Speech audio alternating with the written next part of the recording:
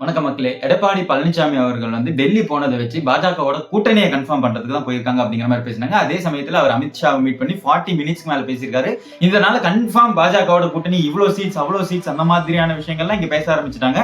But அதுக்கெல்லாம் முற்றுப்புள்ளி வைக்கிற மாதிரி தான் அவர் பேசியிருக்காரு. அவர் என்ன பேசினாரு அப்படிங்கறத பத்தி நம்ம இப்ப பார்க்கலாம். அதாவது அவர் அங்க போன விஷயம் கண்டிப்பா இந்த கூட்டணியை பத்தின விஷயத்துக்கு இல்ல அப்படிங்கிற மாதிரி சொல்லியிருக்காரு. அதாவது மக்கள் பிரச்சனையை பத்தி பேசுறதுக்கு தான் போயிருக்கோம். அதாவது மத்திய அரசு நிறைய விஷயத்துல தமிழகத்துக்கு தர வேண்டிய நிதியை தராம இருக்கு. அந்த விஷயத்தெல்லாம் வலியுறுத்தி தான் அவர்கிட்ட பேசணும். அந்த 40-45 நிமிஷம் நாங்க பேசின விஷயமே இந்த மக்கள் பத்தின பிரச்சனைகள் தான். மக்களுக்கு வர வேண்டிய மக்கள் பிரச்சனைகளை தீர்க்கப்பட வேண்டிய விஷயங்களை தீர்க்கணும் அப்படிங்கிற மாதிரியான விஷயத்தை தான் நாங்க பேசணும் அப்படிங்கிற மாதிரி சொல்லியிருக்காரு. அந்த மாதிரி என்ன பிரச்சனைகள்லாம் பேசணும் அப்படின்னு சொல்லியிருக்காருன்னு பாத்தீங்கன்னா, இந்த 100 நாள் வேலை திட்டத்துக்கு வர வேண்டிய பணம், அதாவது நிலுவையில் உள்ள பணம், மத்திய அரசு தமிழ்நாட்டுக்கு தர வேண்டிய பணம் தர சொல்லி அதை பத்தி பேசணும். அண்ட் சேம் டைம் இந்த சர்வ சிக்ஷா அபியூன் அப்படிங்கிற கல்வி திட்டம் SSA திட்டத்து மூலமா தமிழகத்துக்கு ஒதுக்கப்பட வேண்டிய நிதியை ஒதுக்கணும் அப்படிங்கிற மாதிரியும், அதே சமயத்தில் தமிழகத்துல 2 லாங்குவேஜ் பாலிசி அப்படிங்கறத ஃபாலோ பண்றோம், இதுவே கண்டினியூ ஆகணும் அப்படிங்கறத பத்தியும், அதுக்கப்புறமா இந்த டீலிமிட்டேஷன் தமிழகத்தை பாதிக்காத அளவுக்கு நீங்க அந்த டீலிமிட்டேஷன் இருக்கணும் அப்படிங்கறத பத்தி வலியுறுத்தியும், அதுக்கப்புறமா இந்த காவிரி ஆறு இணைப்பு திட்டம், கோதாவரி காவிரி ஆறு இணைப்பு திட்டத்தை பத்தியும், பாலாறு காவிரி ஆறு இணைப்பு திட்டத்தை பத்தியும்,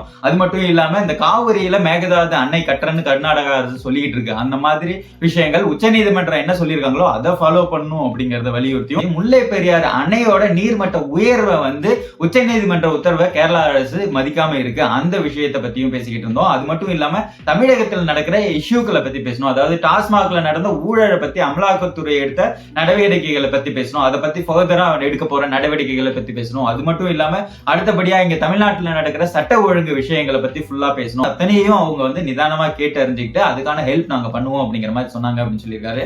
அதுக்கப்புறமா இன்டர்வியூவர்ஸ் கேட்ட கேள்விக்கு பதில் சொல்லியிருக்காங்க. அதாவது நீங்க அரசியலை பத்தி எதுவுமே பேசவே இல்லையா, கூட்டணி பத்தி எதுவுமே பேசவே இல்லையா அப்படின்னு கேட்டதுக்கு, கூட்டணியை பத்தி இப்ப எதுக்கு பேசணும், இன்னும் 1 வருஷம் டைம் இருக்கு, 1 வருஷத்துக்கு அப்புறம் அந்த சிச்சுவேஷன்ல எங்க கூட்டணி வைக்கணுமோ அப்படிதான் கூட்டணி வைப்போம், இப்ப கூட்டணியை பத்தி பேசுற விஷயமே இல்ல, இப்ப கூட்டணி கிடையாது, இப்ப கொள்கை நிலைப்பாடு, எங்க கொள்கை என்னவோ அதை தான் ஃபாலோ பண்ணுவோம், கூட்டணிங்கிறது தேர்தல் டைம்ல வைக்கிறது தான், இப்போ அதுக்கான அவசியம் எதுவுமே இல்லையா, அதை பத்தி நாங்க எதுக்கு பேச போறோம் அப்படிங்கிற மாதிரி சொல்லியிருக்காங்க. அதுவும் இல்லாம அவர் பேசின டோனை வச்சு பார்க்கும்போது ஆப்வியஸா கூட்டணி பத்தி பேசின மாதிரியான விஷயங்கள் தெரியல. அது மட்டும் இல்லாம போற போக்குல திமுகவுக்கு ஒரு அடி கொடுக்கிற மாதிரியான ஒரு விஷயங்களை சொல்லியிருக்காரு. அதாவது இப்ப திமுக இருக்கிற அத்தனை கட்சிகளும் அங்கேயே இருக்க போகுது, எலெக்ஷன் வரப்போ மாறிடும், இப்ப ஸ்ட்ராங்கா இருக்குன்னு சொல்றவங்க அப்புறம் மாறிக்குவாங்க, அந்த மாதிரி தான் தேர்தல் சமயத்துல வைக்கிறதுக்கு பேர் தான் கூட்டணி.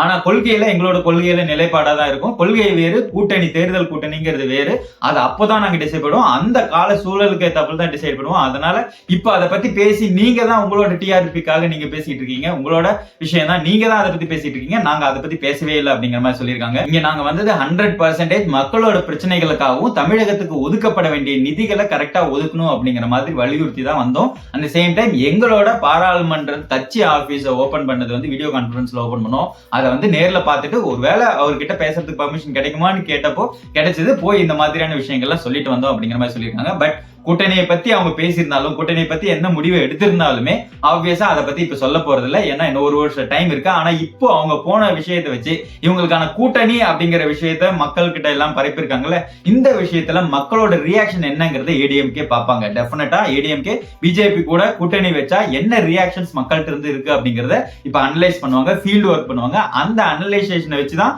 அவங்க கூட்டணி வைக்க போறாங்களா இல்லையாங்கிறது இருக்குமே தவிர கண்டிப்பா இப்பவே அறிவிக்க மாட்டாங்க. இன்னும் 3 மாசத்துல கூட்டணி கன்ஃபார்ம் ஆனாலும் கண்டிப்பா அதை அறிவிக்கவே மாட்டாங்க, மார்ச் வரைக்கும் அதை சொல்லவே மாட்டாங்க. ஆனா அது வரைக்கும் இப்போ இருக்கிற நிலைப்பாடு ஏடிஎம்கே கூட்டா திங்க் பண்ணாம தனி ஒரு பர்சனா எடப்பாடி பழனிசாமி அவர்கள்ட்ட கேட்டீங்கன்னா பாஜக கூட கூட்டணி வைக்க வேண்டாம் அப்படின்னு தான் நினைப்பாங்க அப்படிங்கிறது ஒரு விஷயம். ஆல்ரெடியே பாராளுமன்ற தேர்தலுக்கு முன்னாடியே ஒரு டைம் சொல்லியிருக்காங்க, அடுத்தபடியா வரப்போற பாராளுமன்ற தேர்தலையும் சட்டமன்ற தேர்தலையும் பாஜகவோட கூட்டணி கிடையாது அப்படிங்கிற மாதிரி சொல்லியிருக்காங்க. பட் மேபி பாஜக மிரட்டி இவங்களை கூட்டணிக்குள்ள இழுத்தாலும் இழுக்கலாம், பட் இல்ல இவங்க என்னதான் இருந்தாலும் நாங்க போக மாட்டோம் அப்படின்ற நிலையில் இருந்தாலும் இருக்கலாம். பட் திமுகவோட கூட்டணிகளும் உடையும் அப்படிங்கறத அவர் சொல்லியிருக்காரு. அந்த சேம் டைம் பிஜேபியோட கூட்டணி இல்ல அப்படிங்கிற மாதிரி சொல்லியிருக்காரு. சோ இதுல என்ன நிலை இருக்க போகுது அப்படிங்கிறது பொறுத்திருந்து தான் பார்க்கணும். நீங்க என்ன நினைக்கிறீங்க, பாஜக அதிமுகவோட கூட்டணி வைக்கணும்னு நினைக்கிறீங்களா இல்ல வேண்டாம்னு நினைக்கிறீங்களாங்கிறத கமெண்ட்ல சொல்லுங்க. Love you all, thank you.